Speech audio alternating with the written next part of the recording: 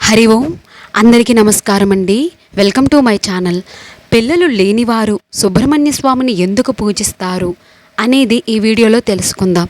Video ఎక్కడ కూడా skip చేయకుండా చివరి వరకు చూడండి, అలా అయితేనే అర్థమవుతుంది.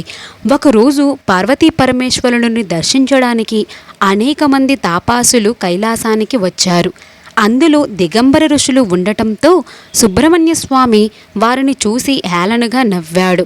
దానికి పార్వతీదేవి సుబ్రహ్మణ్య స్వామిని మందలించి, మర్మంగాలు సృష్టి వృద్ధి కోసం సృష్టించినవి, జాతికి జన్మస్థానాలు అని తెలియచెప్పింది. పార్వతీదేవి చెప్పిన జ్ఞానబోధతో సుబ్రహ్మణ్య స్వామి స్వరూపం దాల్చాడు. కొంతకాలం పురుషుని యొక్క జీవకణాలు పాముల్లా ఉంటాయని అందరికీ తెలిసిన విషయమే. ఆ తరువాత పాములకు తెలిసిన వారు మీ కుటుంబ సభ్యులలో జీవకణాలకు అధిపతి అయిన వాళ్ళు ఖచ్చితంగా స్వామిని పూజిస్తే ఆరాధిస్తే పిల్లలు పుట్టని దంపతులకి సంతానం కలుగుతుంది. ఎందుకంటే మా ఫ్యామిలీకి కూడా ఇలా జరిగింది. అందుకే ఈ విషయాన్ని మీ అందరికీ నేను షేర్ చేస్తున్నాను. నాకు వీడియో ఎలా ఉందో కామెంట్ అయితే చేయండి. వీడియో నచ్చితే లైక్ చేయండి. ఇన్ఫర్మేషన్ అనిపిస్తేనే మీ ఫ్రెండ్స్ అండ్ ఫ్యామిలీకి షేర్ చేయండి. అలాగే నా ఛానల్ని సబ్స్క్రైబ్ కూడా చేసుకోండి ఇలాంటి వీడియోస్ కోసం. చివరి వరకు చూసినందుకు ధన్యవాదములు. హరి ఓం.